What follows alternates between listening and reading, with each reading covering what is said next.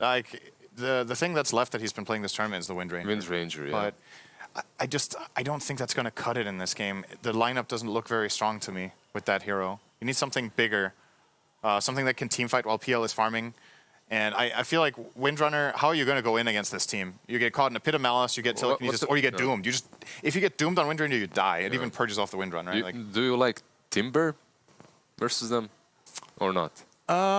What do you think? It's okay, but it's not last pick. Yeah. So then he's going to get counterpicked in lane by something like a Setsu Razor, and then I just think he's going to struggle badly in this game. Razor is actually just genuinely just a good pick this game, I think, regardless. That's another hero that plays well into... Another hero that we haven't really seen too many times, though, right? Yeah. Zeus ban. All right. Okay, there's something weird coming up here for Wii. If this is just a Wind Ranger, I don't understand this Zeus. Is this a Meepo? Wii Meepo. Here we go, boys. Zeus is good against PL because of the static field, but still, if he wants Meepo, he doesn't have last you don't know the guess. matchup. Yeah. You're making some heroes really good if you pick Meepo. Like Monkey King is good against Underlord himself is pretty good. Underlord is great already. Oh, there you go. Wind Ranger at your service. I just can't not notice that they have a hero pool issue.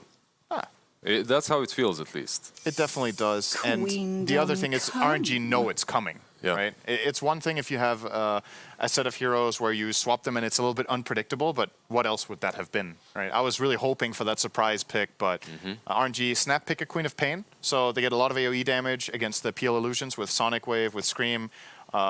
The Queen of Pain 25 talent, I would say, is really good against PL as well. Fearing away all the illusions. Pretty much one of the best 25 talents. It's an insane talent in general. I love Queen of Pain. I don't know. Yeah, you would. I don't know how that lane goes. My pain tolerance is increasing. Queen of Pain against Wind Ranger. I'm not completely sure about she should be fine. Queen of Pain, right? They definitely wouldn't have picked a matchup where they would get destroyed, right? But I don't think this is a particularly hero-favored matchup. As far as I can, they both have good base damage. Wind Ranger can escape and Quap can pressure, so it's a bit of a push and shove lane. So one of the things that RNG definitely does not have this time around is saves. They're severely lacking in that aspect. They do have a lot of utility coming from Doom, from the Underlord, but no Banishes, no Abaddons, no Omni Knights. But however, their heroes are... They're so beefy. It's Doom, Underlord, Lifestealer. It's heroes that ideally don't need saves. So, and Queen of Pain can save herself a lot of the time. So I still think they've kind of got that covered. I like RNG in this game overall, I would say. Compared to last game where I had a harder time really choosing a favorite just based on timings, I'm not too impressed with what Nigma have cooked up here. But it's comfort. They've won with it multiple games, so we'll see if RNG figured this out. It looks like comfort. It doesn't look like an answer to RNG. It doesn't look like an answer that we're searching for. And if you just play your comfort zone without addressing the problems that RNG are giving you, I don't think you're going to win. All right, as you guys said, this RNG lineup looks like it's very strong. We got a bunch of beefy boys, and then, of course, the Quap, and as Sin said, that's going to get the pressure rising, which gets me thinking as I throw to, I'm thinking of all the great banana slammers in the past, like Billy Harrington, but this one, he's my favorite. He's the banana slammer jammer. And Toby. Yeah, and me. Hi, I'm here as well, Reg. If it's fine. I know PSJ really is the star of this show. Okay. Is there a category of people who slam bananas? You know, I tried to start a club way back, but it's never really held on. I think people misunderstood what I was going for. It was a waste of food, right? Yeah, exactly. That's exactly what happened. But I feel like this is TI8 Game 5 for OG on the side of Nigma. What's your favorite hero to play this patch? What are you feeling like playing this game? Oh, Miracle, you played PL. You've been winning with a GH. You got Shaker. You know, you got the Wind Ranger. It worked for OG, but I don't know if it's going to work here. A lot of teams this tournament at the start were kind of just picking what they thought was best for them, kind of ignoring the opponent, and that didn't really work from what I saw. I think RNG has a really well-rounded lineup, as well as heroes that are quite good against what Nigma has. They were talking about how Wind Ranger just gets doomed. It purges the Wind Run. There's no save for that, actually. You can't really peel the Lifestealer off of her once she gets doomed, unless you lasso him, which is just usually underwhelming because you're going to have like a Halberd. Queen of Pain, if you've ever played Batrider against that, super annoying, really hard to lasso, as well as like punishes you if you overcommit and die, or like don't get the lasso off. So I just really like what RNG is going for here, but I'm never going to discount the Miracle Peel because it's been doing wonders so far this tournament. Yeah, as long as he can have a half-decent start. We were talking in game 1 about the clock, right? Like, oh, Nigma have to win by this time. RNG feel like they've got to get another lineup where they're not under any level of pressure to really achieve anything. Maybe some good rotations from Setsu, but is there any weakness in the RNG lineup? And I'm focusing mainly on them because it feels like their draft is very simple to execute. I mean, I think Peel eventually does become the end-all be-all carry of this game. So if he does get there, I think that is the weakness they have. So far this tournament, it seems like the team that scales better into the late game does have the general advantage. Quap, you see, gets wrapped around by the Shaker, actually forced to skill Blink level 1.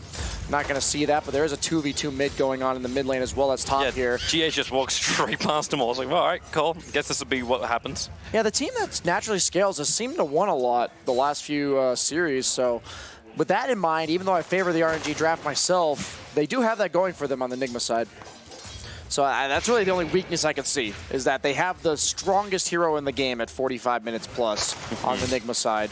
But I think I really like Lifestealer going into this tournament, and RNG is really the only team that's been using it. I really like the build that he goes for. He just goes no boots Javelin, and then sometimes like phase back into Maelstrom, or just straight Maelstrom depending on the game. You just attack so fast, make use of that. People have thought, hey, this hero does no damage, and he just solves that by going for the early Javelin, averaging 25 magic damage a hit. That adds up when you get free 200 attack speed from what they gave him at level 1, as well as the feast bonuses when you get to level 7. Man, Correct really trying to make some issues for September, who's pulling the wave. He's only got Scorched Earth level 1, but hey, it's Scorched Earth level 1. Yeah, you gotta make sure you redraw that aggro. Meanwhile, GH is doing exactly the same thing on bottom lane. The only difference is, actually no, there is no difference, both Kuro and Super. Vice versa, there for the challenge. Kind of have to play the dodge game. You're definitely like at the disadvantage top against this Bat Rider. Neither of your two heroes, excuse me, can lane against the sticky napalm. And then in the bottom lane, Lifestealer just proven to be an obnoxious carry to lane against. Kind of like the old days where pretty much every offlaner just gets bullied. That Feast is too good to trade with, and I don't know. It's kind of funny that Lifestealer is not a hero I think just wins every matchup. Usually used to lose the Abaddon matchup. And now it just seems that RNG really knows how to enable this hero in the early game, part of why they're so good with it. Actually, sort of like he's trying to curse him, and then a second attack comes through. All right, sure, I'll just rage and attack you straight back. He's having a pretty good time in mid lane, 12-3 versus 9-2. Got a couple of extra creeps going his way as well. So it's close. Setsu's trying to get as much range harassment as possible, going for the 2 points up in his queue. I think the fact that Quap was forced to skill the Blink because the Earthshaker was there level 1 is a big part of his early advantage. Nice vision coming up. Yeah, Mind Control trying to hang in the middle of it too. Needed to get a couple of extra hits in towards Super. Now Monet just rages and stands his ground, so does GH as well as the entire Dire Creep wave, but the Radiant one's gone the opposite direction. The thing about Lifestealer that I like a lot is all of his counters that are heavy single target right-clicking ranged heroes, the TAs, these Wind Rangers, you just buy Halberd. And it seems like it goes really well with Feast. It amps up the lifesteal now instead of giving you the damage. And I don't know, it's weird. He just has this natural item build. And I think any hero in any patch who has a feels good man item build in almost every single game, at the end of the day, feels good that patch, man. Smooth use of words. Thank you, thank you. Definitely seeing why you're up there in the Tier 1 casters. Flywin, getting back to his Tier 1 tower, forced all the way out. The genuineness of that comment was palpable, Toby. Man, he's still got 6 stacks of sticky napalm on him, Flywin. Flame Break's gonna burn pretty damn hard, and even if you're Underlord, you're not invincible. You don't control the underworld. GH looking for something of his own. Super. Well, Fissure out, and the power shot. Super so low. I think he figured out how to get rid of the sticky napalm charges. You can just die. He's actually maxing guaranteed method. He's maxing out the dagger, interestingly enough, 3 points in it. Usually Quaps in the past have just stopped at 2 points, so really looking for that lane dominant Setsu this game. GH, Super hasn't left yet. And he doesn't have enough, he's got mango, so he can fissure if he wants to consume the mango. Nice fortification timing, making sure that the power shot does not get what it's looking for. I actually like this 3 points dagger because a lot of times when you do this, it backfires because the opponent mid just goes in jungles and then you just have 3 points dagger instead of Scream to clear creep waves. But Wind Ranger, not a hero that does that. So if you can really establish that dominance, force him to keep coming back to lane and eating these daggers, really good for Quap. Yeah, they're about even on CS, but he does double up the denies count, so he will be getting the XP lead, maybe looking to get that kill when he gets to level 6. See if RNG supports, look to rotate there. Well, Baden's really trying to stay on top of Monet. GH is coming over, doesn't land the fissure. It's still going to be a 2-for-2 bounty rune trade-off. Monet feeling a little trapped in, but not that trapped. He's still going to rage up before the 4 hits can come in, and Mind Control is in a world of hurt. Super not leaving, he stays with GH. Even though they're both low, they both lend support to their cause, and Monet will always come out on top because he's a life stealer. As you said earlier, you just rage when you get the 2 or 3 hits up, and a Baden's favorable way of trading is nullified. No, Flame Break again. This time 3 sticky napalm stacks up on him. Make it 4. And September, a lot more of an intimidating factor on the front line now. They dragged the Radiant Catapult off to the side. Surprised he's queued up the Soul Ring. You shouldn't really have mana problems this early on in the laning stage because of how much you're getting from those stick charges from the Batrider Sticky. Yeah, just trying to protect the room, but it's going to be top. September was up there with the grabbing the regen. Setsu would have really liked that.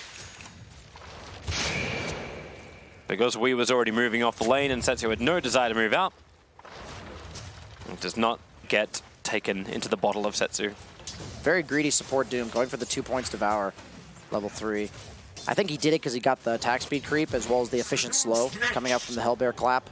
It is very, like, it's 50 mana for, I believe, like 120 damage or something. It's very high efficiency per mana cost. And Setsu's actually been forced back out of the lane for a bit. He's not going to lose that much CS. September will soak up the rest of it. Probably just Devour the Catapult as well. Yep. Got it.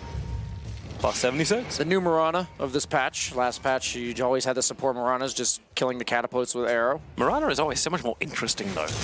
Oh, don't you love watching Doom every single game, Toby? No. No, okay. I don't. I really, really don't. Oh, I'm sorry. I think Icefire misunderstood that. That's why I didn't nerf him enough right before. Yeah, that's why I didn't buff techies either. Yeah. That's my one for the day. You always get one, Toby. The Dire Observe was nice and deep. Mind Control also quite deep. September and Super, 2 supports moving down to make sure this Abaddon does not have a free game. We've seen what happens when Mind Control has a free Abaddon game because he can't harass the Lifestealer out of lane. I'm actually wondering if this is even really worth it because what's he contesting, a pull? Yeah, I think they're just trying to make sure that he has as slow a start as possible. You don't really need to help this Underlord because he's just jungling stacks top. Both carries are kind of just, you can't mess with them right now. You can't gank the PL, you can't gank the Lifestealer just yet. So both teams allowing themselves to kind of dedicate resources to being like, let's go get this guy. Go get that guy. A lot of people around mid right now, 5 heroes in total. I like that Kuroki's just following Flywin around. Like, there's what better is there to do? You know, you use the 2 supports from Radiant to chase the Abaddon. You use the 1 support from Dire to chase the Underlord. And he doesn't want to stay in lane. Super, real trouble, locked in position, pushes Weehard down, but the focus fire will continue. Not a lot Setsu can really do. He does have Sonic Wave, but no one was low enough to really intimidate them. But I just like how this keeps happening with, even just the last few days of play, like, the #1 positions are always getting like this big solo experience as well. They're leveling up so damn fast, and there's an uncontested Phantom Lancer up on top. Lifestealer, he hasn't really been contested on bottom lane. In fact, now he's taking Ancients. Mind Control is trying to stay on top of him. They're going to take damage to the Tier 1 tower, and Monet, that's not the creep camp you're really looking for. Yeah, very annoying. Sad as a pain in the butt. Jesus. So it feels like right now, like the PL is able to play a little bit more catch up. Flywin TP out. There is no stun to cancel that. This ain't the old Flame Break anymore. That's old Flame Break.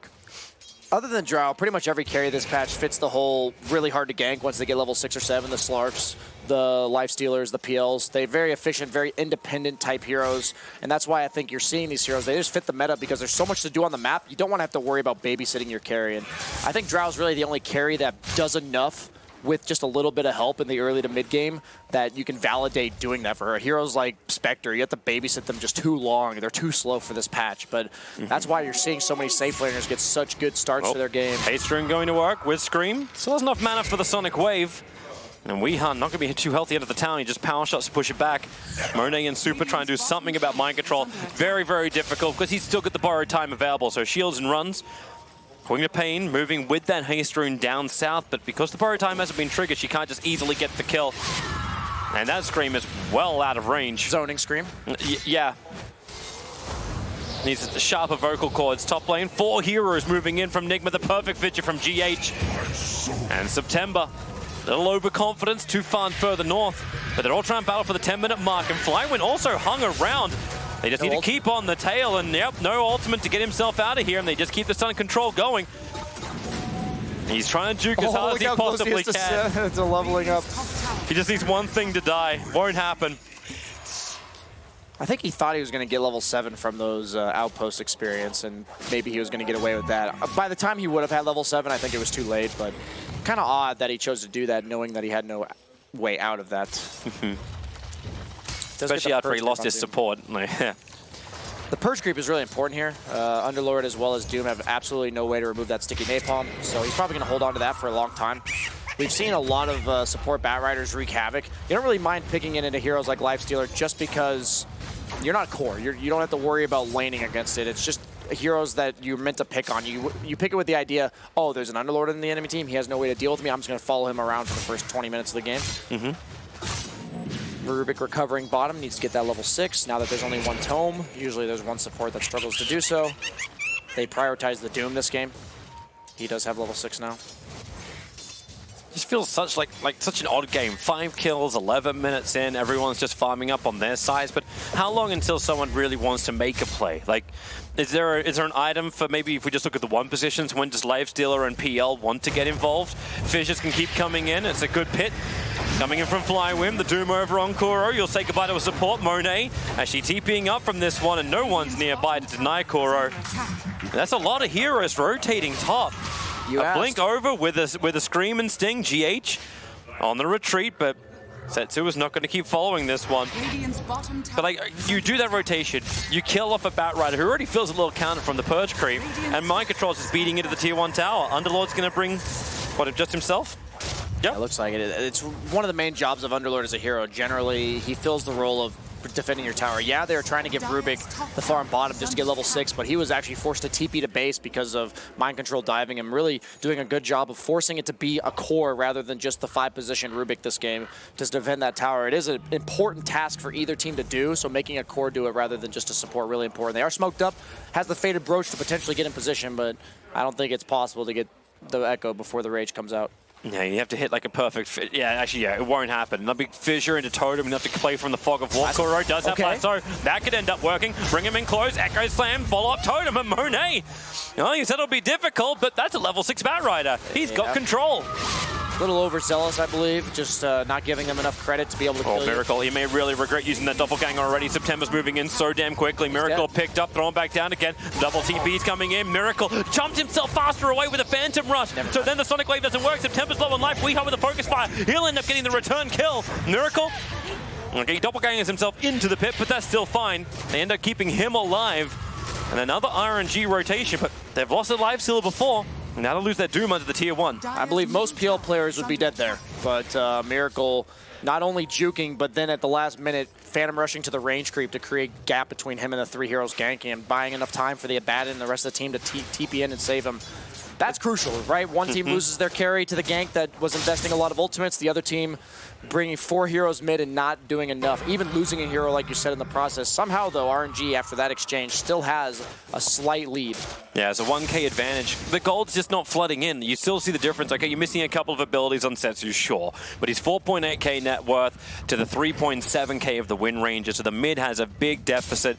And then, like, where else are you looking? You look towards the offlaners. Abaddon has less net worth than Kuro.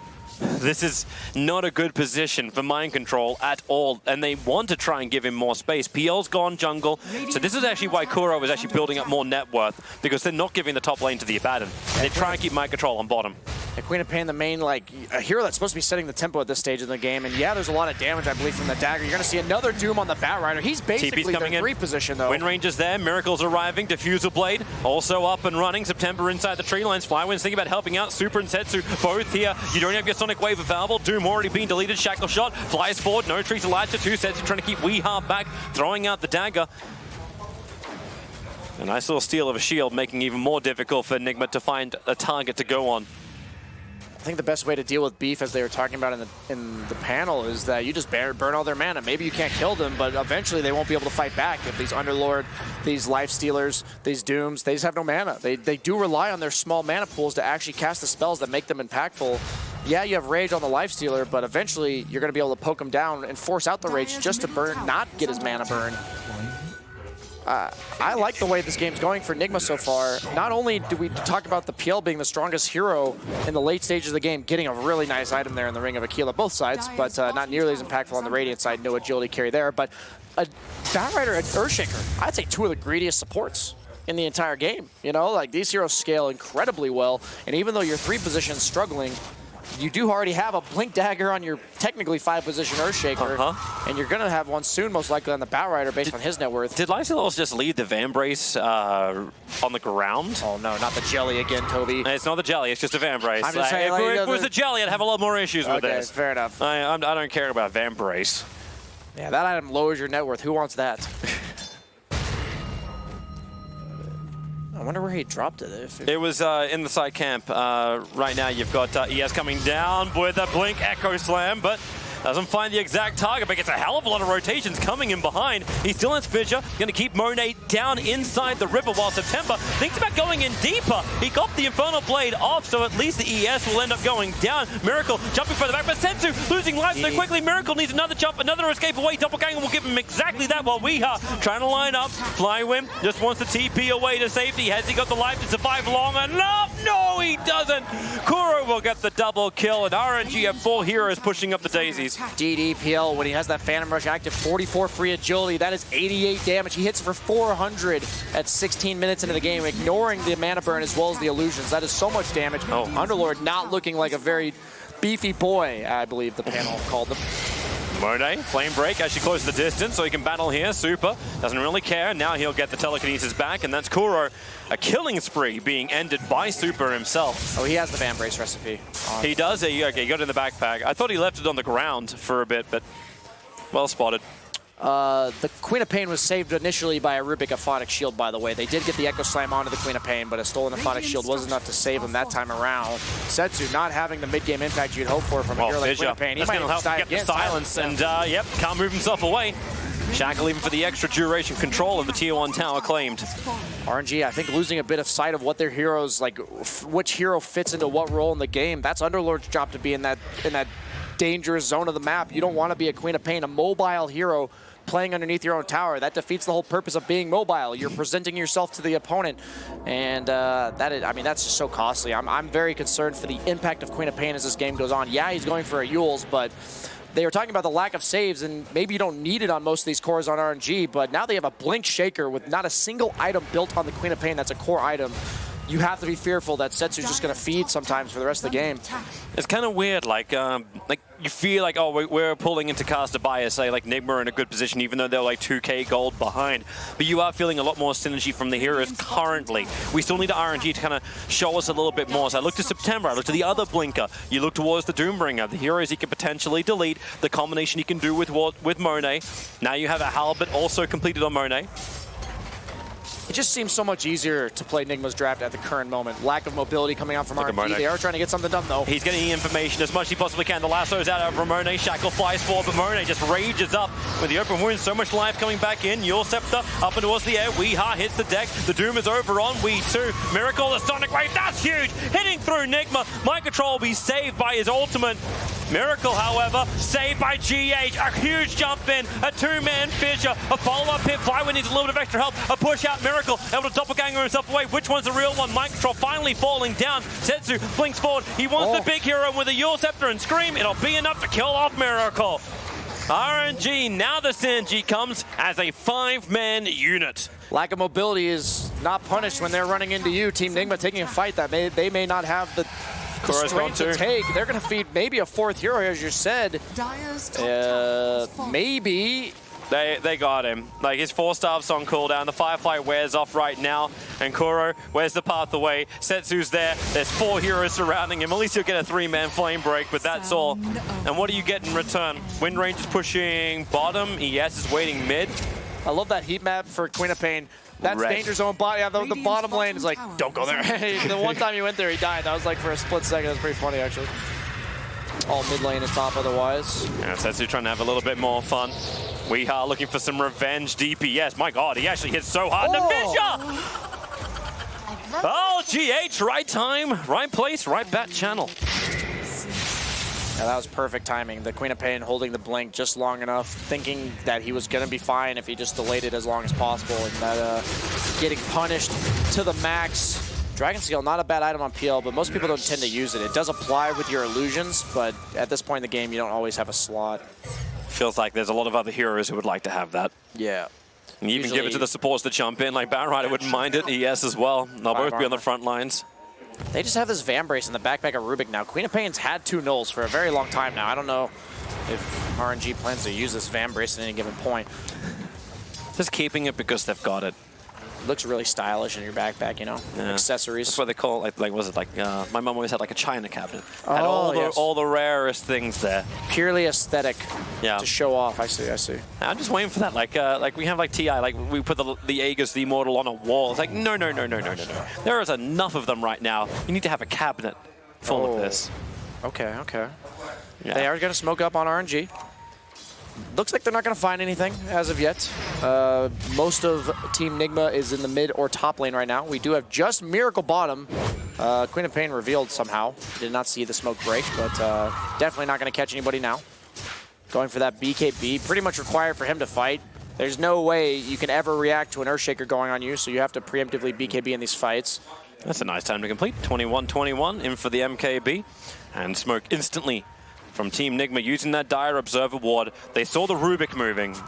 At this point, you kind of take whatever kill you can. You just don't want to have to commit something as big as the Echo Slam for it, but this will be nicer. Flywin totally isolated. The rest of his team is coming. Kuro wants to drag him down the hill. We have with a focus fire. Flywin does fall very quickly. Monet keeping the chase going before Stuffs.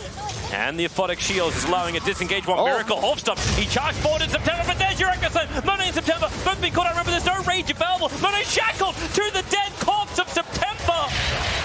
Oh, that is problematic to say the least. Flywin bought back for this fight too, and you can see Team Nigma, they would like to get a little bit more, but now back up. That's still huge. 3 hero kills plus one of your big cores buying back. And you had the Rubik buyback previously as well. You saw the hesitation. He wasn't sure if that was the real PL when he came out of the doppel. He had the real one stomped right in front of him, but because he wasn't sure, he decided to hesitate, and he paid the price. GH will always punish you if you get out of position with that Earthshaker. His Echo Slams have been on point all tournament long. The TI8 OG strat, pick your favorite heroes, is playing really well here for Nigma. Good scan from Radiant. Underlord's coming over. This will be a dieback. GH is invis. He's seen the Doombringer arrive too. Kuro's the first man being initiated on, but Roshan's already taken. GH staying on top of September. Hits a 2-man Fissure. Setsu. Alright, GH, he can't TP out that quickly. Your Scepter will cancel it, and he will definitely lose his life. A little bit of extra damage, but that's all. But you got what you came for if you're Nigma. You're able to get Roshan down. That's right. I am. And the fact he got Kuro out to safety as well, sacrificing himself for the captain. Yeah, I think the supports are going to be the X factor this game. Something I kind of overlooked in the draft is just how well these Nigma supports fare against heroes like Lifestealer and Queen of Pain as the game goes on. If you get caught, Lifestealer generally a hero that can't get bursted, but with Wind Ranger plus all these disables, boom, you can easily die before you get that rage off. Yeah. ES is just so spectacular to watch. Mind control. Very close on the front lines. Only missed call being stolen by the Rubik. Not the shield he's looking for, because that's the counter. Oh, he if missed Kuro's looking for the lasso, he wanted to actually really drag back Flywin, but he just didn't get it. It's easy to do if you slightly misclick on Batrider, like you drag back a bit too early. You thought the lasso was going to go off, but just a bit too soon on that. I'm I'm trying to remember what that item's called. Optic. Yeah, the Optic. That's such a value item on Batrider because you never really want to buy Ether Lens, but he's going to buy it on the support Batrider on top of it. So his cast range on Lasso, as well as even just the save from Force Staff, super nice here. Looks like, oh, that's actually above average on the Halberd for Lifestealer. I guess usually Lifestealers will go like 2 small items, maybe go for like the Armlet into Deso and then the Halberd. But Monet's just been doing the flat Maelstrom, Halberd, Mjolnir almost every single game. Queen, you are in a bit of trouble. That Blink Echo Slam is ready to go. Smoke right behind it. GH, however, trying to do the old-fashioned way. The Shackle shot on Setsu, but Weeha needs to finish the job. Defensive Yule set up towards the air, and now it's Weeha. Doomed up. Miracle will arrive, and where is your big dunk? It never came. They didn't just want the kill and getting the hell out of there. Now they lose Wind Ranger and Flying Wind. Yep, he has a life dealer inside. Mind Control needs to keep the run going. The Fissure, a nice double stop for him. Setsu keeping up, however, and Mind Control moves over. He can't deny himself, so he's there, but he takes the attention of RNG, but still, that is not the way Nigma wanted to start that. They could have just Blink Echoed and just instantly destroyed the Quap. I think he thought the Wind Ranger was enough, but Monet instantly halberding him once he got into range. So the damage follow-up was not there. Kuroky looking, I think, for a lasso, and this is what I talked about with Queen of Pain, one of the best heroes for punishing Batrider if he slightly overextends and does not get the lasso off. Oh, that almost felt like a waste. As Super does have that stolen shield. He was also there for the 25-minute bounty. The pressure being applied by PL on bottom lane. Attacking into the tier 2 tower will force at least the Underlord to TP back. As Orb of Destruction has dropped for Monet. That's a huge item for Lifestealer. That's just an amazing item. It's like a pseudo Scotty in the sense that it slows, as well as the -5 armor. Certain heroes just love that item, and since Lifestealer, he goes for this Halberd Mjolnir. He has free slots that he can make great use of these neutral items at this stage in the game. A lot of carries tend to go for like the Wraith Bands and these efficiency items, but you just don't do that on Lifestealer, at least Monet doesn't. Repair kit, something we'll have to keep in mind later in the game. Yeah. RNG's looking to end the game or leave that one in the fountain when RNG's ready to end the game. Yeah, we'll see you in 20 minutes time. It's kind of funny that it's like a tier 3 item because you usually only worry about it 40 minutes plus, unless your lineup's obviously very fast-paced, but I don't think this game's going to be ending anytime soon either way. Both teams have so much like playmaking potential, initiation stuns, that generally means that it's very scary to end the game, even when you're ahead by a drastic margin. Of course, this game being almost neck and neck, 26 minutes in. BKB done on Quap, that's big. Yep. Now she's going to care a hell of a lot less. Well, then again, she can get it off. Like, that's the advantage of a Blink Echo Slam. And that item is the one Setsu probably did not want. It's the one that Wind Ranger is able to pick up. Got to go dropped as well, both sides of the quiver. But I like the way the Miracle, the second he arrived at the tier 2 tower, what's he doing? He's doppelgangering back behind the tower, making sure no one's there from RNG to try and stop them. Remember, they still have the Aegis the Immortal on Miracle. They've still got his big second life ready to use. It's kind of interesting. Both teams, between the mid laner and the safe laner, have one hero that itemizes a bunch of efficiency stuff, like the Wraith Bands and the Wands or the Nulls and the Wand on the Queen of Pain. And then the other core has like 1 or 2 big items, the Wind Ranger on one side and the Lifestealer on the other, and both of them just have a bunch of neutral items. I think that's an interesting adjustment from both teams on the meta of these neutral items. You have to have somebody make good use of them. Setsu. It's an Invis rune. Dire Sentry, however, it does see Setsu. They're going to drop the Observer as quick as they possibly can. The Smoke Gang from RNG's coming up behind. But who's your jump? Pit Lord's nearby. Is that Miracle? Doppelganger up, create more illusions, and send them to the front lines. And there was a great time for RNG to fight because the Aegis was just going to time out. They could have gone on every single one of Nigma. Yeah, that was well-timed gank, but clearly Nigma knew that they were ready to punish that. We saw from that clip the other day that Nigma very aware of Roche times in these games, knowing their own vulnerability potential there. The Infested Doom is quite scary as well. The Blink Stomp with the Lifestealer coming out right on top of you, that's an easy way to make sure he gets the rage off. That used to be the old school. Like, we'd always look for like Lifestealer combinations. Every time he was picked up, where's your Storm Spirit? Where's your Blink-style hero? Now Heart is on the Phantom Lancer. We've seen this earlier today.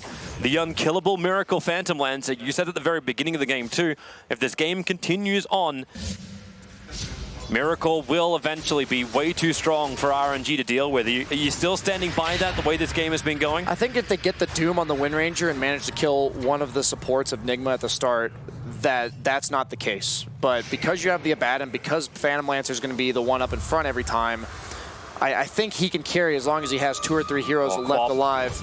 Ooh. She blinks away. They broke the smoke. It's amazing how I always wonder if these players realize how close they were to just getting demolished, you know? Like he blinks mid to farm there. If he blinks half a second later, he's just getting full to zero almost instantaneously. It's like, yeah, they know the enemy team's missing, but do they really know how close that was? Spider legs on PL. I think he'll probably give that to Shaker. Super good item on heroes like that. Well, GH and Kuro can then both walk over hills. Yeah, forced to rage just to not get mana burned, as I said earlier on in the game. That never feels good. Wait, they don't even want to de-ward the obs? The sentry, I believe, is in range. They might not have seen it because it's nighttime. That is possible. And RNG, they're headed south. They're going towards the bottom outpost. They got 20 seconds. So they need to get there quickly and cap it. Meanwhile, Team Nigma going for the second remaining outer tower of RNG. There's nothing that stops Nigma from just TP to the tier 1 tower on bottom lane, right? Like, it's not like RNG can get an objective after this. I think they really want to make sure they control this hill. Look at the wards from coming out from Team Nigma, right? They're worried about the next spawn of Roshan. These flurry of wards that you have coming out, your goal is to set them around the 5-minute mark of the Roshan from last time, so it's there until the Roshan respawn. So you just control that area. So that's why they're pretty much not contesting bottom right now, willingly giving it up. RNG kind of knows this. It's like, we dare you to come top. But Nigma by no means is unhappy with this. They're controlling the mid lane. They're pushing the top tower. Just a little bit of a trade going on. RNG has a tough time getting the fight initiation. You can't go on a bad, and you're always fearful of the counter initiation from the Shaker. It's just not clear. Like, PL's always going to be difficult to get the single target initiation off on. So I think a level 25 on Queen of Pain is going to be pretty big here as like an AoE pseudo disable that they really do lack in this game. So we can really look for that. Suddenly Team Nigma though is going to the bottom half, kind of opposite of what I just said. So wondering, oh, Flywin, I like this.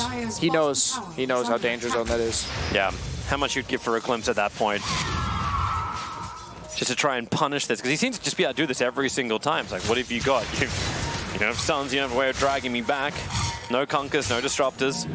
Mind control, feeling like a little bit of bait in middle lane, and that's exactly what he is. Miracle as well as Kuro. Up they go, Flywin walks in, and then Setsu jumps in as well. Kuro dropping down so low, he's able to get the lasso, dragging him away. The Sonic Wave is good. Kuro gets a little bit of extra life, buying some more time. Mind control still with the borrow time. The fissure holds back RNG.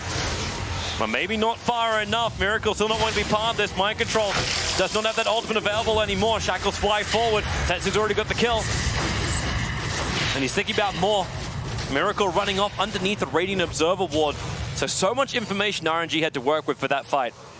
God, it's just so hard to fight into these tanky heroes. I love the way he's playing the Underlord, where he just puts the Pit of Malice on top of himself anytime the fight starts. It's like, I dare you to blink on me and try to kill me through all these AoE routes. Like, a lot of these heroes, are the Bat Rider as well as the PL, are super annoyed by that AoE route, really trusting their mobility as their way of survival. And it's just like, hey, you're just forced to run away, and they're managing to punish that. I like the way that RNG is taking these fights, using the Abaddon when his ulti goes off. BKB on the support Doom, he's also an X Factor. Two sets of the greediest supports you'll ever see. Rubik 5, Doom 4 against Bat 5, Earthshaker 4. So by no means do I want to discount how well. Oh, you can use RTZ's spot to your advantage as long as he can get himself back down again. And that's what he's going to try and do with the Spider Legs. The Doom is already out, so not a lot of ways to escape from this. In fact, way too many heroes just trying to deny himself up to a neutral, but that won't even work. I don't know if that trade was perfectly worth it. He was watching for Roshan, and that's a very fast spawn time for Roshan. You know, 10 seconds, maybe 5 even. Lizard going into this game said, we need to see some trash Weehaw if we want to see Nigma win this game. So far in the games where he's been making those kind of plays, they seem to pull it out in the end. So despite that not being an efficient trade, I think based on previous results of games, that does bode well for Team Nigma. If he didn't get yours, he would have gone away, right? Yeah, the Spider Legs is what he was using to get up on the cliff initially and then get back down. But that's where you see the power of Doom against the Wind Ranger. Lincoln Sphere, probably a nice little thing later on. And you've already got one now arriving on the Queen of Pain, 33 minutes in. I like the Shadow Blade by Doom. It's really important to get the positioning because of heroes like Wind Ranger and PL reactively being able to defend themselves, like in the time that it takes you to blink, cast your spells. It's really important that you come out of Invis when you're the primary source of just ruining one of their games. It's kind of funny that you talk about it that way. Like, it's a mirror matchup. If you look at GH, he's building up his own Shadow Blade as well. Yeah, just like Lifestealer, right? And Queen of Pain with the BKB. Reactionary ways to defend themselves. If they see you, even for a split second, they're going to get that BKB off. So using that Shadow Blade as a way to position for that Blink Dagger is why these items are coming out on the supports. Quality itemization. Yeah. Great teamwork. This is what you want to see in a grand final, especially one where the winner of this goes towards the major. And now Miracle, a double damage rune. Smoke up and fight. Nigma won it. In fact, they just want Roshan, and they will be obliged. The big man is up. I'm just surprised that DD rune wasn't top. Isn't that how it always works when you're trying to get Roshan? Yes, it's already available close by. Convenience store. Yep. And that thing dies fast. The Abatic Curse, buffing up all the illusions. The Solar Crest also doing the minus armor. If RNG had any desire to try and counter this, well, they lost it. Aegis the Immortal into the butterfly-hearted Phantom Lancer. They had no Doom, so it's like really hard to fight with RNG because it really does just eliminate Weehaw from the fight. You know he's saving it for him every single time, so they know that Nigma's missing, and they're scared that they could be doing anything. They could be trying to take a 5-on-5, but instead Nigma capitalizing on that fear that RNG has to have by taking that Roshan. And that turns into a bounty trade. Hilarious enough on the opposite sides of the outpost that people control. So Setsu will claim the bottom, but pressure being applied on the top as well as the mid. Mind control, Mr. Aura. Lifestealer getting even one of the bigger ones that Assault Cure Us. It's always funny when some of these Gosu AI times, they seem to line up almost perfectly on certain heroes. It's like, yeah, AC on Lifestealer, pretty much always the third or fourth item around this stage in the game. Needs some armor, needs some attack speed. Just shows you everything is on course. Yep. Tier 2 tower is now gone. Double catapult wave to work with. And that's the last remaining out of tower that RNG had. Fresh obs get to be planted down. Try and put them in a little bit of a unique position where you're not going to sentry. Even though there is sentry on sentry action right in front of the base, but Miracle, remember, Heart and Aegis, this is their time to force things. Queen of Pain just TP'd back. Miracle still the front liner. The pit is good. Kuro looking for his own initiation. Quick doppelganger. Miracle still trying to back up, but caught on the edge of the pit. They'll have to use a quick 4-star.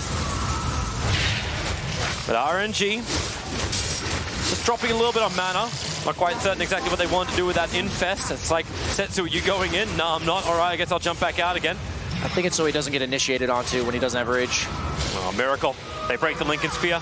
Monet protected by Doombringer's Lotus Orb. That's why you can stand the front lines. Even a Photic Shield now in the hands of Rubik. So a lot of saves that RNG have to work with. And Nigma know they've been really tried and tested, pushing these high grounds in the mid game. So they're trying to be safe about this. Miracle is the only one. And Miracle, and Miracle, and Miracle. All of his illusions working to kill it off. Now the shackle shot. It's good. Lasso from Kuro. Rubik's not in range. Blindwind's pulled back so far, but September's going to stick with it. He'll get the Doom off, and it's over on Weehaw, but Weehaw also triggered his BKB. So Setsu and September trying to stick with him for the moment. Sonic Wave, it'll finish the job. But meanwhile, back in base, it's the Miracle Show. Flywind, he's actually still not dead. It's Rubik who'll get the pickup. There needs to be a little extra help. Mind Control trying to help him out. The Echo Slam! GH will arrive. He hits the 2 cores, but not that much damage. Miracle still needs to escape from this. 3 seconds before he's got the jump. He'll have to burn the Aegis to the Immortal. Mind Control and Kuro are nearby. I'm not quite certain what they can really do. The pit's already down, and Miracle needs a doppelganger. He needs something. The fissure from Super allowed the chain stuns, and Miracle will fall. And because Kuro is just able to blink before the attack will connect, he'll be able to retreat himself to safety. So you take the tier 3 tower. Underlord is so tanky, man. He spent the entire time chasing him down, getting the classic overcommitment. Got that creep. Had that coming. Yeah. You take that. If I can't get you, I'll go through your family.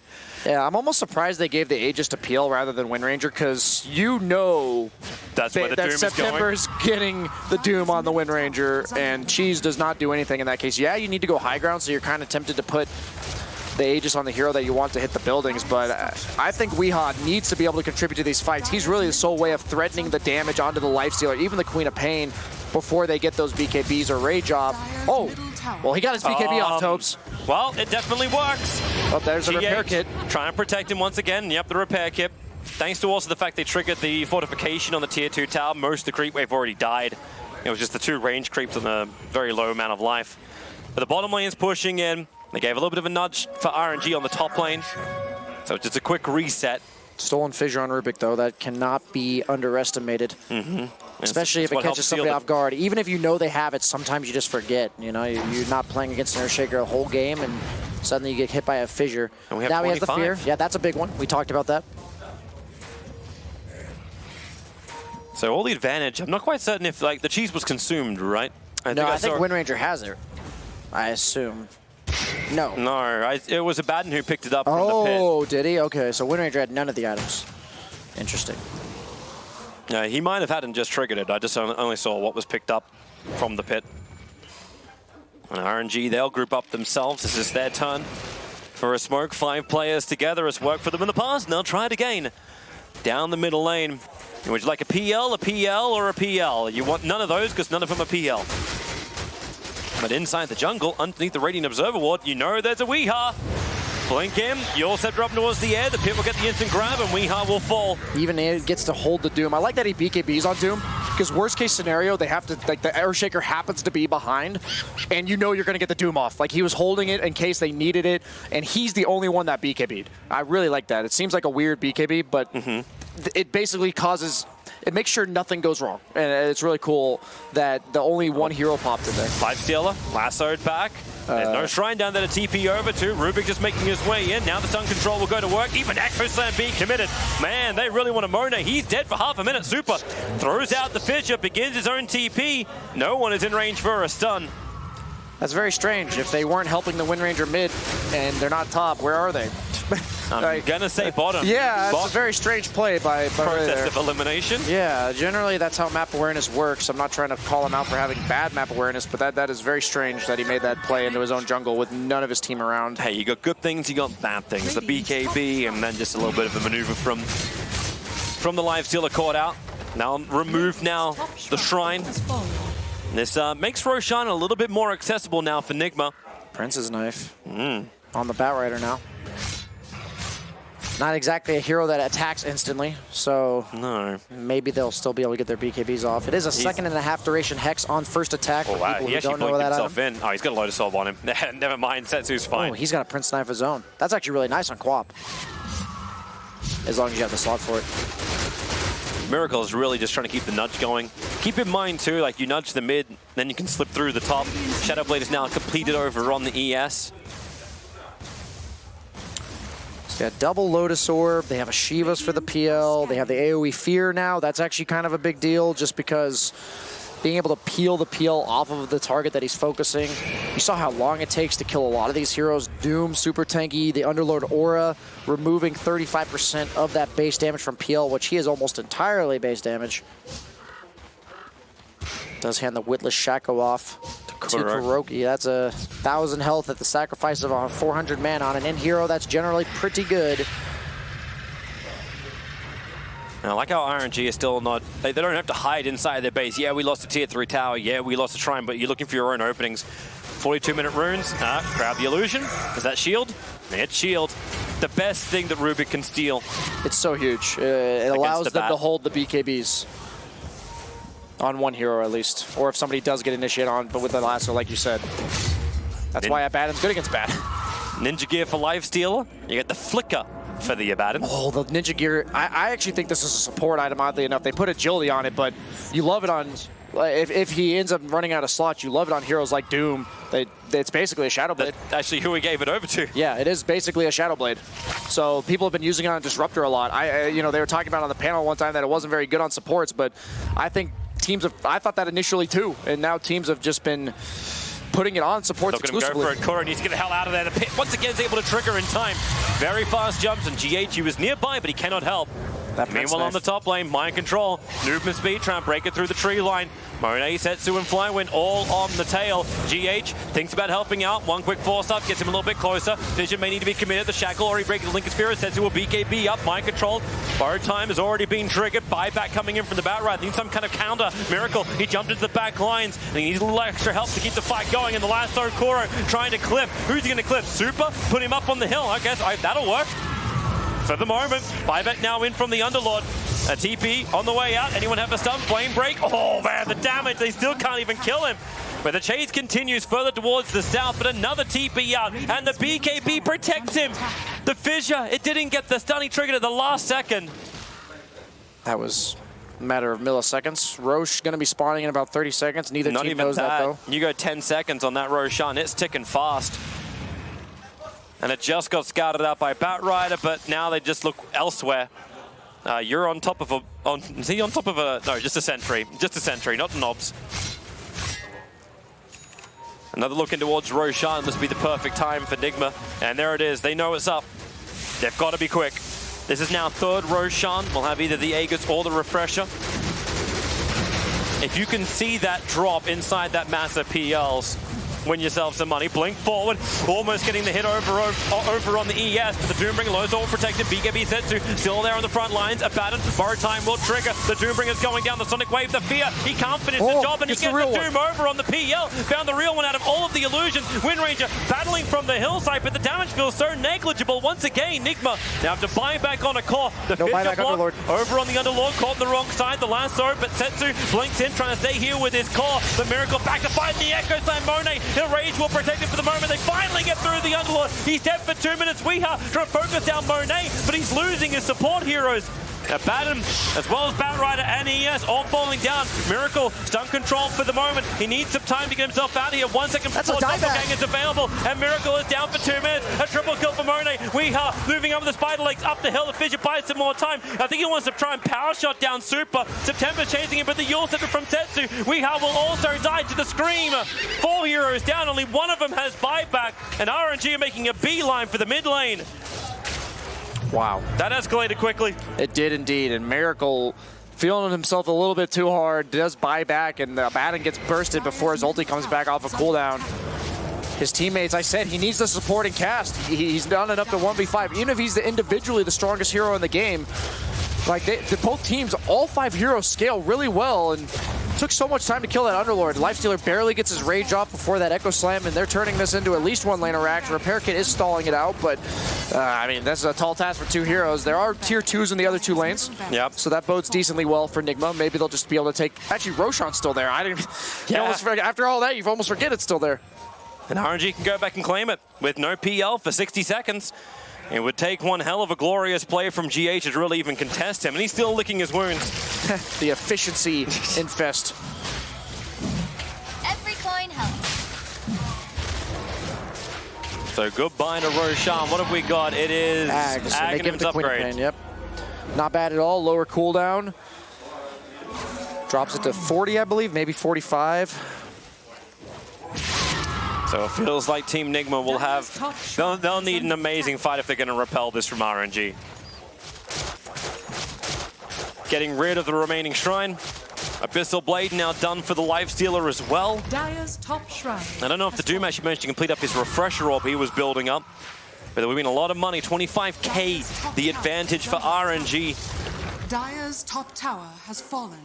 This is all sudden as well. This is 6k from the Ags as well. That's 6k of that net worth lead you get when you pick up that consumable Ags.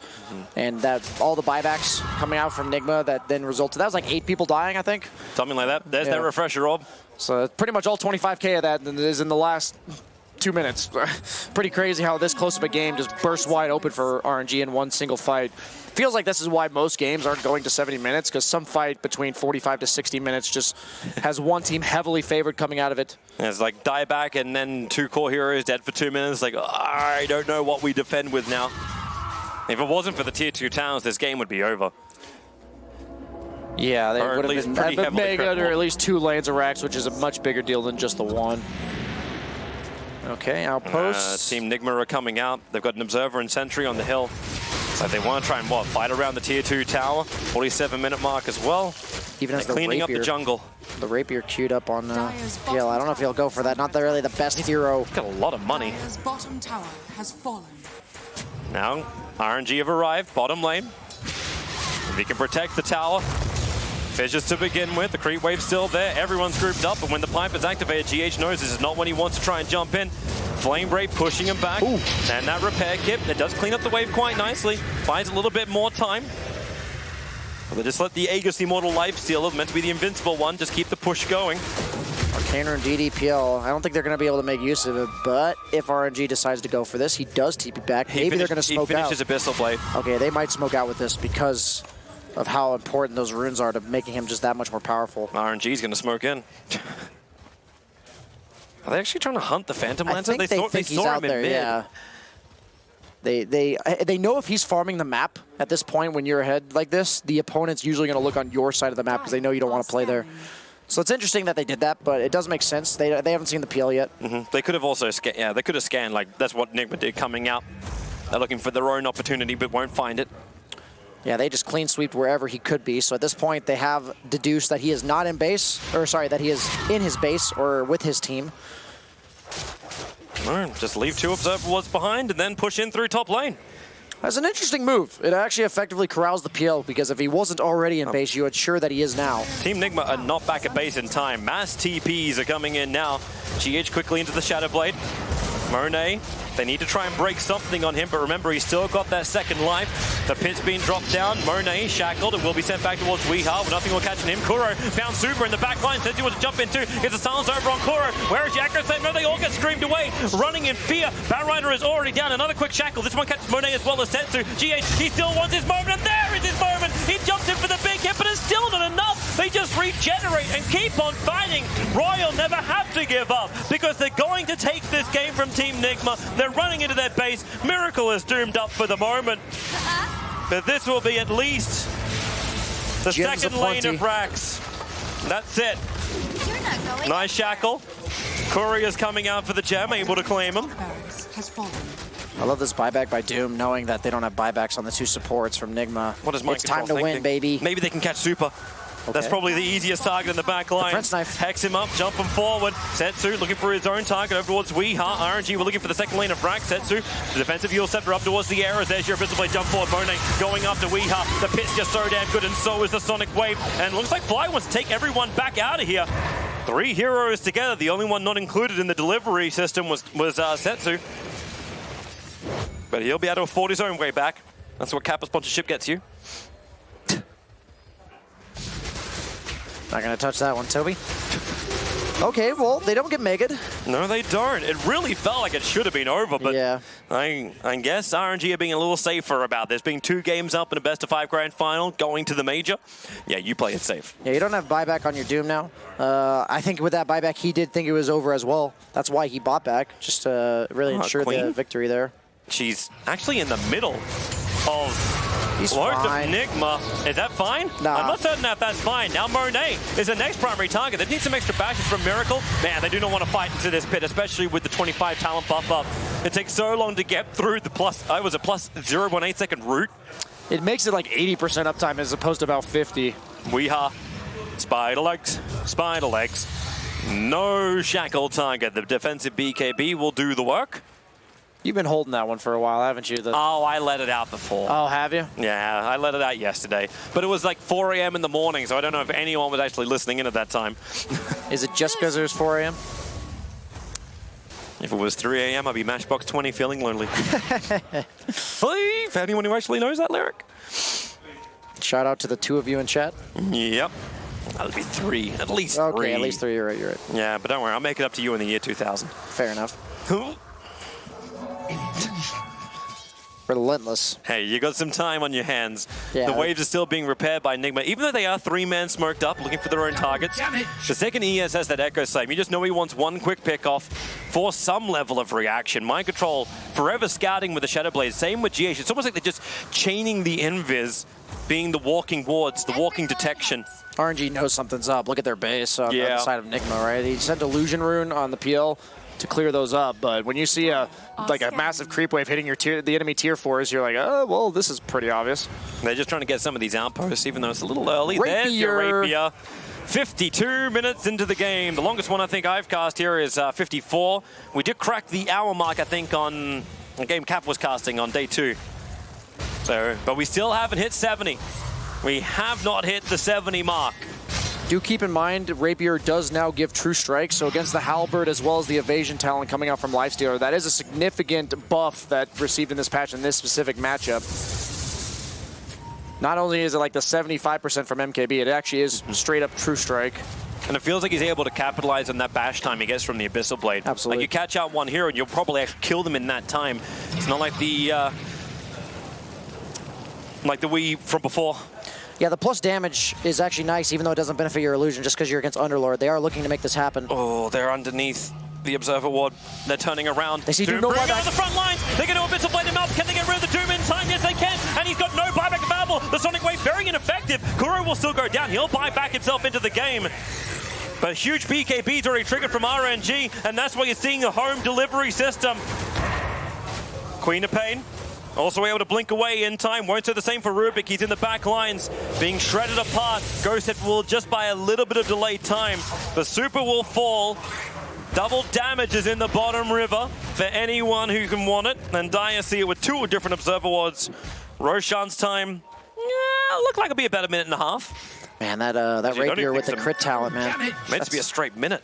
How many double damage runes are there in this game? Continuously. Yeah. This is why, like, hey, you know, Ice Rock hates long games. So every 40 minutes, from 40 minutes, you get those 2. Yeah. And you need action runes, because we want action in Dota. This ain't no long.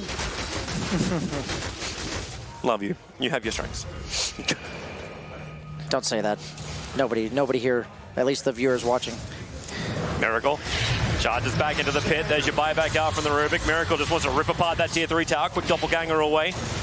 Wait out the pit and then come in again. But remember, they still want a lane of racks. That'll be nicer. Shackle latches on Flywin. Looking for Kuro's initiation target. Setsu, Fissure locked up, but they're going to try on this Underlord. Try and bring him down while there's still no Doom. The BKBs are already back off cooldown. Going once again, but they're going to wear off. Look for GH. He's sitting on the sidelines, ready for his jump. There he goes. Look at his Setsu, but Super. He'll get the pickup. Throwing it back down again with the Sonic Wave. GH push and throwing it around. Trying to flicker his way out to safety, but still caught inside the pit. But Bone's having the harder time. Being completely burned out of mana. Kuro heads to the back line. Setsu just trying to get rid of these miracles coming in fast again to save his captain. And it will be Setsu falling, but buybacks are available. Thick and fast they come from both sides. Even the BTs on the ES again to the front lines. But they have to defend their base.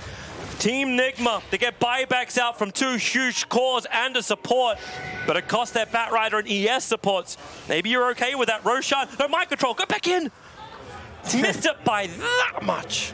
This is what I'm talking about, Toby. This is Dota, man. Down by 22,000 gold. No, this is Dota if it's a 56-minute double damage rune on top. No, it's an arcane rune. And then they look towards Roshan. Yeah, then it's right. Dota. You're right. That would really put the icing on the cake, man. Down by 22,000. Like, suddenly it's only 10,000. Like, backs against the wall. Team Nigma, 2 lanes of racks down. Really looked almost like the game was over. And instead, I almost think they're at the advantage because of this rapier. It's so hard to bring down the PL with the Abaddon and the Earthshaker counter initiation. One being a save, one being obviously the stun to punish you. I love how, both teams are scared of the Roche. This is what we look for. This next one will have both Refresher Shard as well as the Aghanim Scepter upgrade. Axe PL could be a big deal if they end up giving it to him. That new one gives you no cooldown on your Phantom Rush. Enjoy this. Rubik, the sacrificial lamb. That's a silver edge hitting out. But then again, mind control. The front liner. GH gets his first on. Still no Ekasem available. Kuro. He's actually doomed in the back line. Huge shackle. September and Super both being caught, but no one else can actually get there. Weehar is isolated. He's going to BKB and run into Roshan. At least he can see the guy, but Spiteless, he walks away from the Sonic Wave. He'll still get doomed up and killed off. Nothing will stop that, but buybacks are available. And now Team Nigma will bankroll their way into this fight once again. Echo Slam is available. I cannot believe Kuro survived through that. What? Setsu! What are you doing? Is that Weehawk playing Queen of Pains? I am uncertain. No buyback. He's dead for 2 minutes. That's Roshan. That's just Roshan. That might be more than Roshan, Toby. I don't know, man. That's the upgrade. That's your Aghanim's upgrade. You can do a lot in 2 minutes when you have a rapier PL and. I don't know what's happening right now. RNG, Setsu, one quick brain fart. And Team Nigma getting stronger and stronger. This time the Aegis is over on Giving the Axe to PL. Wait, doesn't that make it have no cooldown? I just saw it have 4-second cooldown. Wait for it. Maybe you could check it. I really don't know. I've never actually seen it. I theorized that it'd be really good this late on in the game, but no longer the whole AoE Lance eggs. Hey, just give him a little bit more time, and he may actually hit the level 30 as well to go with everything else. Weeha's waiting for his opportunity. Now that he has that Aegis of the Immortal, he can initiate. Doom does not have Doom. He literally is missing a key part of his name. He's really lost his identity in 2020. He has. Shackle's trying to go off. Mind Control's beating the tier 3 tower, but it's in the mid lane where the pressure is on. Miracle jumped in through the top, already took the tower. Kuro couldn't keep the lasso up, however, but they just keep running forward towards the Doom.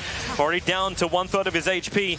And Infest into a melee creep. That's not really what Lifestealer was probably searching for, but at least it moves a little faster. Mind Control's taking the bottom lane of Rax all by himself. Royal never give up. Don't know what to look to.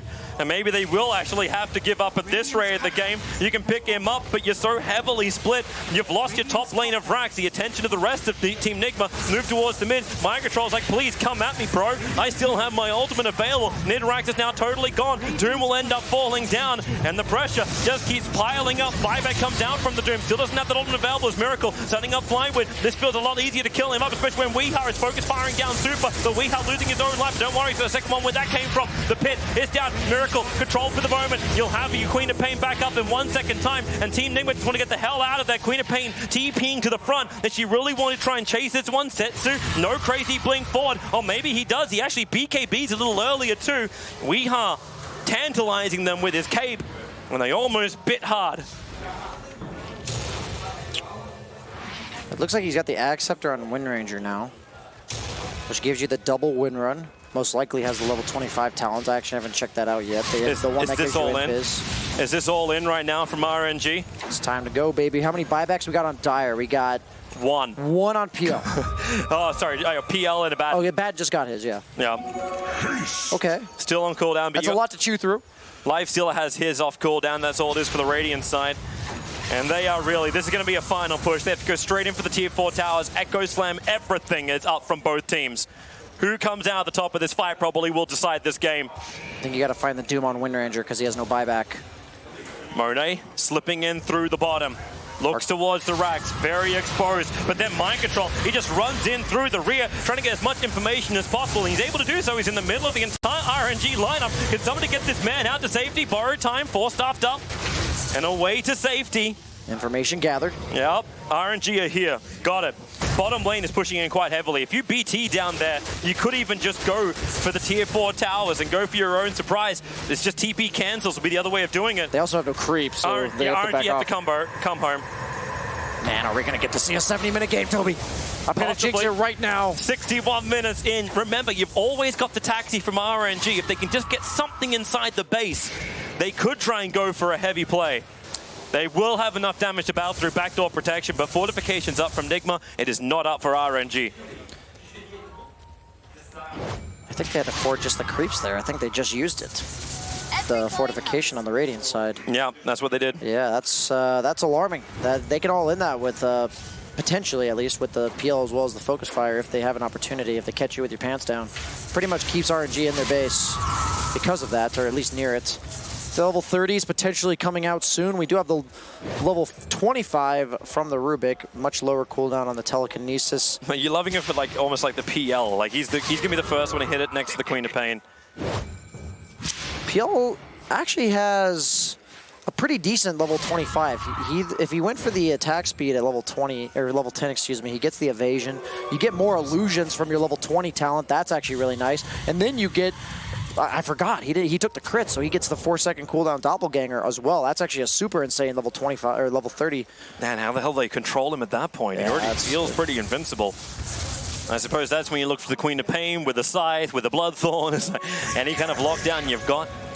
I actually love that he went for this Rapier, because usually you never go for plus items on illusion heroes, but because you're against the Underlord whose Atrophy Aura removes base damage, you kind of have to think outside the box, and I think this might be the first Rapier PL I've ever seen.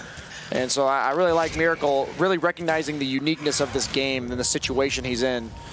He was really doing negligible damage in these fights, and then suddenly he built a Rapier, and all of he's a huge threat. Yeah, he's a real hero. He's a real boy once again. These buybacks are starting to come off cooldown for Royal Never Give Up, but Mind Control found a really great target. Right on top of Flywind, hits him straight away, gets the Hex, but Monet thinks about coming in. The Silver Edge break plus the Hex, it's kind of interesting actually. Some wonky stuff you see in Dota this late on in the game. Not yet though. The wonkier comes at 70. 7 minutes if we hold the status quo. I want to see some. I want to see some of those fallen skies. And what's your favorite tier 5 item, Toby? I don't know. I haven't seen one. What's your theory-crafted favorite tier 5 item? Because I've never seen one either. Longest game I've had myself is 66. Did we have a whole bunch of interviews with the players as well? It's like, actually, I've not even in my pubs have I had a 70-minute game. I think it was Dubu saying that one, right? Yeah.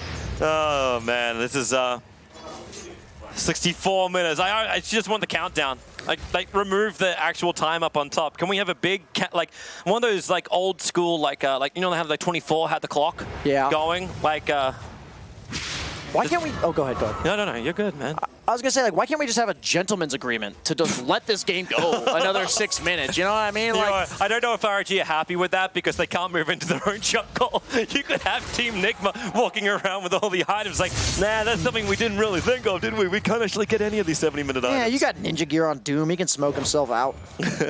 He's fine. Oh, look at that swing. I wonder when the last time we've had an advantage swing of this high, 28,000 net worth. Now down to an 8,000 advantage in favor of Team Nigma. That looks like my streaming career, Toby. That's that's your dip during event time. Oh no, yeah. Don't worry. I appreciate that. You saved me a bit there. It'll come back up again. Don't be so hard on yourself. You're only the #2 streamer in North America. Oof. Hey. Just think of it this way: number 1 North American streamer is number 5 in the world. It's true. Beaten by Bulldog singing Glock.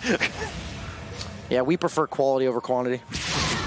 Setsu coming out. He's got an Infest bomb inside of him. Finds a couple of illusions. Holds his BKB, nerf for the somebody. moment. BKB's up. Setsu finding mind control. The Hex pretty damn quickly out. GH is waiting for the right time. There's still no BKBs being triggered. Mind control very, very low, but waiting for the borrowed timing. She doesn't have it now. He's already burnt it. The Doom is already out. That should be number 1. The Fissure keeping the line held. Remember, there's units pushing in through the top. In fact, there's fake PLs doing this work while chasing the heroes of Royal Never Give Up and the bottom lanes at the tier 4 towers. Okay, almost. RNG needs to take a chill pill. We talked about this. Gentleman's agreement, boys. 4.5 minutes. Yep. Team Nigma do not want to wait for it. They're looking for their own timing. Why not? Pushing in through the mid because they want to go to the major. That's why not. Oh, that is important, actually. You're right. Lotus Orb is up. Lifestealer. He's the man in the front lines. Keep the pit up. Try and keep the ramp impossible. Gandalf comes at 70. Wait for the row hero. Actually, I don't think I've ever wanted a game to last 70 minutes more than this one, Toby. It's hang on. What do we got? It's, yeah, we're 27 minutes to midnight. So, yeah, let's keep it going, boys. Yeah, But at the end of the day, these teams are here to win. They're not here just to entertain us. That's what OG does, and then they still win. That's what we're supposed to be doing, I think. But when did anyone ever call me entertaining? That's true. This is why we have Slacks do our content pieces, and Rich becomes so popular. Yeah, that's why I went into casting. I was just like, the competition's, just negligible. Yeah. It was like a 40-minute damage coming out from Phantom Lancer in this game. It's not that strong. Yeah, it's funny. Both teams just a lot of stalemates going on in this game, so there's really not all that much. There's no heavy damage hitters in this game, the Zeus. There's just so much at risk. If you get caught out right now, Lifestealer so far forward, the Shackle will begin, and he wasn't ready to counter it out. Even Queen of Pain getting caught out for just a half-second mind control. Forced after away.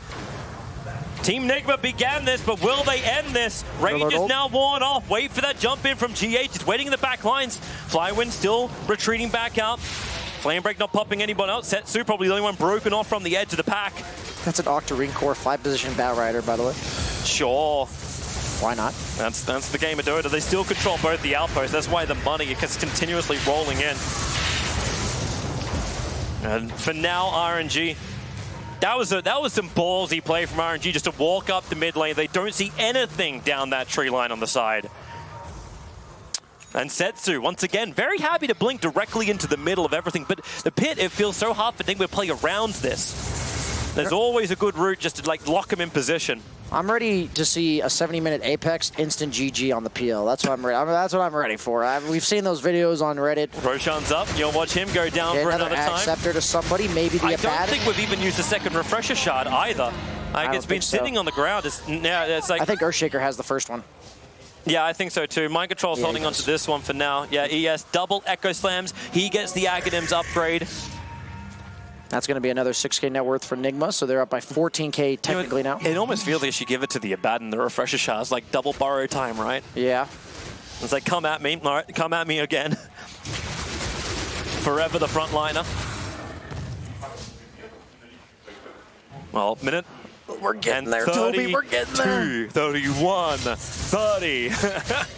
T-minus 90 seconds. First time in a DPC on this new patch, we can hit a 70-minute mark game. It's been an honor to hopefully experience this with you, Toby.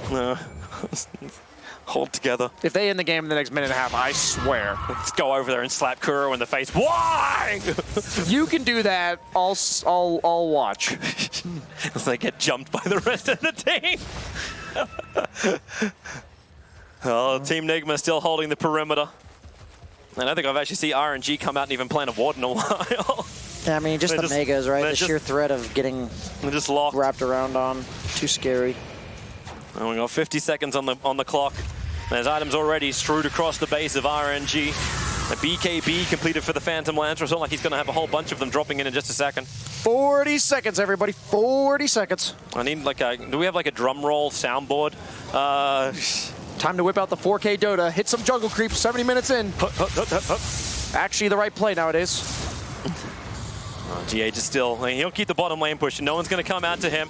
Shackle shot flies. I like how he's not even aiming for the... Because he doesn't want to aim for Underlord, or else he could just like potentially shackle back. Do they try to get on the map on RNG? Like, do they try to just... They do they try to just send one hero to the enemy jungle or something, right? Yeah, they have to come out. 70-minute items don't mean anything. Here we go, baby! Yeah! 4, 3, 2, 1. Happy New Year! Woo! Oh, sorry. Yeah, 70 minutes. Yeah, Merry Christmas! Yeah. Second time around here in Ukraine! What did Santa leave for you? Was it Cole? The Stygian Desolator is now up for the win, Ranger. There we go. First tier 5 item of Pro Dota. Never forget it. It's an upgraded Deso. Not too shabby. They're coming out. They're coming out. RNG, there's items to be had. They're coming out. So let's get this party started. Nigma, they're coming down. Flywin, well out of position. Lotus Orb's already out. They're going to hex him up pretty quickly. Luckily, Lotus Orb doesn't reflect the item effect. The rest of Team Nigma's looking for their opportunity, and there it is. Apex is over on the Queen of Pain, and the jump forward. That's really problematic. Kuro in a lot of trouble. The BKB protected for a little bit longer. The rage will now wear off. Remember, you've still got the double Echo Slam from GH. I don't know if he's got the mana for it. I love where Setsu's gone. Yeah, he's on the other side. This is actually awesome. It's like, guys, I'm going to get all the items for everybody else. I'll bring them home. Just get me a sleigh. What do we get? The Fallen Sky, yes! You got it! This is the one I wanted to see, baby. Let's go. And Mirror Shield. Oh, that one's actually... What they reworked that one since what it was at the start. Is this when you open up your phone? Yeah, let's get the Book of Armaments. So who gets the Apex? I assume one of these strength heroes is going to now have like 6,000 You may have to start to explain what these items are as well, considering most people have no idea. Okay, Doom's getting the Fallen Sky. He buys the Meteor Hammer. It combines a Blink Dagger and the Meteor Hammer to have a 15-second cooldown, which doesn't get canceled by damage. So you have a Blink Dagger that where you blink to becomes a Meteor Hammer. So that's what that does. The reflecting one that Earthshaker has, the Mirror Shield, I think it reflects an ability every 4 seconds. I think it's it's an anti-mage old Ags on a 4-second cooldown. And throw the Apex in. And the Apex is the 80% of your primary attribute bonus. Oh, Silver Edge recipe, goodbye. So Queen of Pain now has 330 int or something like that. But he's going to hand it off, I assume, to a strength hero. Look how fast they come looking for him. He's here. He's here. I can smell. He's not there. They actually had a Helm of the Dominator creep to TP2 and a Trident. Okay.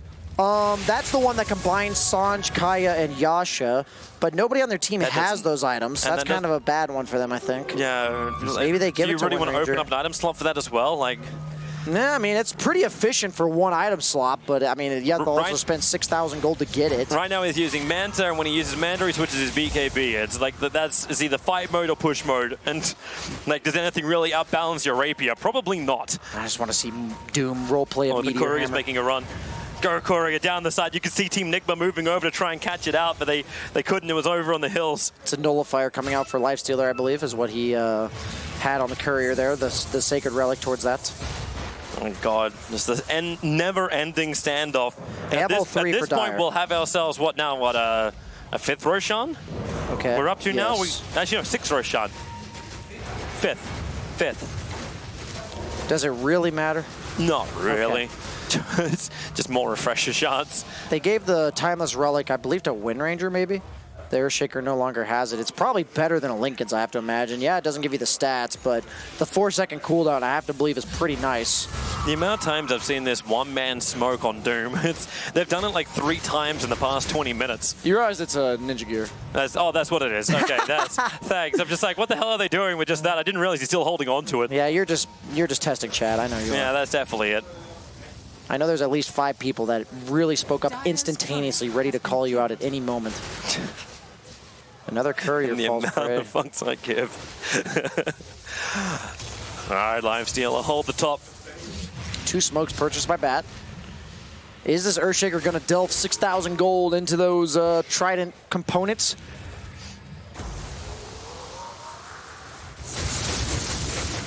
Sold the Halberd on Lifestealer. Oh, Setsu's a long way out. Apex is on somebody else. He'll miss the courier once again. Who has the Apex? Is it Underlord? I have to assume it is. Scanning. Whatever Strength hero I see have like 5,000 health, I will automatically assume has the Apex. Oh, he Okay, is actually here- doing it. He's It's getting on all Underlord, 3. yes. Oh, he's doing it, yeah. I mean, it's move speed, mana cost reduction, and stash resistance. That's pretty damn good for one slot. I don't know. And attack speed, Toby, on the Earthshaker. Get that enchant totem off faster. That's what he's going for. God. Scouting out the trees with the blink with the fallen sky, because it does destroy trees, it looks like, on impact. Just going to page, like this game's now hitting 75 minutes in. I will require another energy drink, as well as everyone else who's sitting at home. Room service. Yeah, beverage up. Beverage up. Do not get low on fluids. This is your 75-minute warning. This reminds me of that South Park episode where where they're all playing World of Warcraft. It's like, Mom, bathroom! If you've seen that episode, I know you'll get a good chuckle out of that one. One of the best. I have. One of the best episodes, in my opinion. All right. So, how long? I guess the crazy thing is too, like RNG are only two sets, like one set of racks away from getting megas themselves. Like we're so close to megas on mega action. When was the last time they actually got changed? Mega creeps? Yeah. Very long time ago, at least a few years. I can't even remember. It's like, do they reach a point where no one can deal with them? Or like, what now? I know at 4 hours in, normal creeps are better. Okay, that happened right during the World Cyber Games Grand Final. I think when like it was like Alliance versus LGD. No, it was Cloud9 when Eternal Envy was playing, and we had like this 2-hour game. I think it was almost 3 hours. And then the normal creeps were actually they were stronger than the mega creeps were because of the natural scaling, and mega creeps were just like a set level. Yeah. I hope we don't see that, Toby, because I do have a flight somewhere in the near future. That's fine. My shuttle's not until like 8 a.m. in the morning. I'm good to keep going. We'll find replacements. I've been carrying you this whole time. I don't know, man. Hi! Ninja gear. Roshan's back. And here we go again. We're just buying time for everyone out there in the world to just tune in. If you're not watching this game of Dota, I guarantee you, like if you haven't watched this longer game of Dota, you're gonna have this 20 to 25 minute boring mark, but don't worry. Just like when you watch a game of sports, you can have it going on in the other room. Just keep your volume up a little bit, and when you hear her start to scream, then run back to your TV and you can catch all the action. Or you could just because it will be like a 5-minute fight. we could be your alarm clock, you know. You're just chilling and falling asleep, taking a little nap, and Need to then wake the up minute in we 30 minutes. scream, minute we scream, you're good to go. Who was drawing circles? What's this live steal? It's like we have a new item. It's like, where's our next tier? I was gonna items? say they need a third item. Yeah. They only have the Fallen Sky as well as the Apex, so they do have one more item to find. I think it's completely worth trying to get if they can manage to do so. So he goes for the Silver Edge on Earthshaker, not so much the Trident components, it looks like. That's just that jump in. At least it's nice, like, we're still, like, that damage reduction. How much are you going to get out? It does lower the cooldown on your Shadow Blade active as well, so usually that's why supports will buy it. Look at them just dangling bait. Everyone's got buyback. That's why the next fight is going to be like 5 minutes long. So, like, Brian should just talk for the next 10 minutes straight, because more than likely you won't get to speak for the 5 minutes after that. That's true. Still only a one-man smoke. I gotta get my earplugs ready for that. Did they switch it over to the Queen of Yeah, Pain it looks now? like, oh, yeah, he's going for the jungle creeps. That's what I said. They need a one-man smoke somebody out to the jungle. They need this third item. Wards up, protecting himself. This is actually hilarious metagame going on. He's here. going to find someone. Oh, hello! Into the Silver Edge and a quick he's out. BKB TP here. That's as close as we got to action in the last 20 minutes. Bounty runes to grab. The advantage now 22,000. Every time you think you've seen everything in Dota, though, we got one man smoking with ninja gear to get to jungle creeps. 78 minutes into the game. Well, this is what we need. Like, there's no other safer place to go. It's the one place where Nigma don't want to go. It's like the opposite side of the map. Now, and they run forward. The initiation already over on Lifesteal, down to 50%. They got the lasso as well. Monet's in a hell of a lot of trouble. He'll have his buyback available. May as well commit it right now, unless there's some level of defense. Team Nigma, they're coming into the base. Wait for the optimal time. A pick up from Rubik. They'll drag back the PL. And a Solon lasso. They can actually hold him in position, try and bring him all the way back towards That's a Rapier on the deck. That will be no, sorry, that's an He's got the Aegis theme all. They still took the Roshan. And maybe he'll come back to life. A quick fissure. And the Echo Slam. Number one, number two. Let the Ripples wobble. They're going to keep pushing in deeper, but the buyback comes thick and fast from RNG, looking for their primary target over on the side. At this point, it's only the Rubik that they're focusing down on. The Sonic Waves, can RNG actually repel? Mind control's not too healthy. Weehar's fighting on the back line, but it's Miracle, the one-man show on the front line. He's down to 50%. They can't get any closer, however. Always being just pushed away, never ending. Miracle can get trapped. Monet jumping forward, but Miracle just doppelgangers himself away to safety. He has that 30 up, so every single thing is unlocked on this hero. And wants to keep the battle going further towards Flywind, running a little bit lower on mana. Kuro, now the jump comes in. Monet finds his target. Kuro down for 2 minutes, no buyback available from him. The toss up is going to be GH, looking for his own quick little dunk. Flywind, still that heavy tank on the front lines. Let everything die, let the damage increase. The tier 4 towers, they burn through it. Fortification is up, and they're buying a little bit of extra time. Miracle, Monet trying to bring him down. Miracle down to 20%. Now he's actually gaining his life back again. The Sonic Wave screaming everybody back once more as another buyback comes thick and fast. Underlord's back into the pit. He throws it down. They get the control. Ending the spree of GH. He's got his buyback available and BT's get back to front lines, but they're going to catch up Miracle. Are they going to buy back? Miracle nullified up. He can't jump himself away as he can. Nana style. Doppelganger. He'll get himself down the hill and far away. But the stun. Monet chases him back out again. Mind control's trying to help him. Weehar as well with a pin. It catches both by Weehar as well as mind control, but Miracle. He's still Ray Boss, but Ray Boss is not down. Repeat, he is not down. They need to keep on fighting. Miracle heads up once more, sends him Monet fly. They just want to kill him down. The mind control keeps alive, but Miracle back to 100% HP. GH flying in for the Jordan. One never crack over at Monet. Weehar will help him out. Sensu still fighting outside the base. He needs to get back in the shackle on the Monet. He can't get away. GH the Yule Scepter. Super trying to create a little bit of extra space. Still only life stealer. The big core who's not back yet, but Super gets mopped up as well. 2 heroes without buyback. And finally, after 80 minutes and 59 seconds, Team Nigma win game 2 to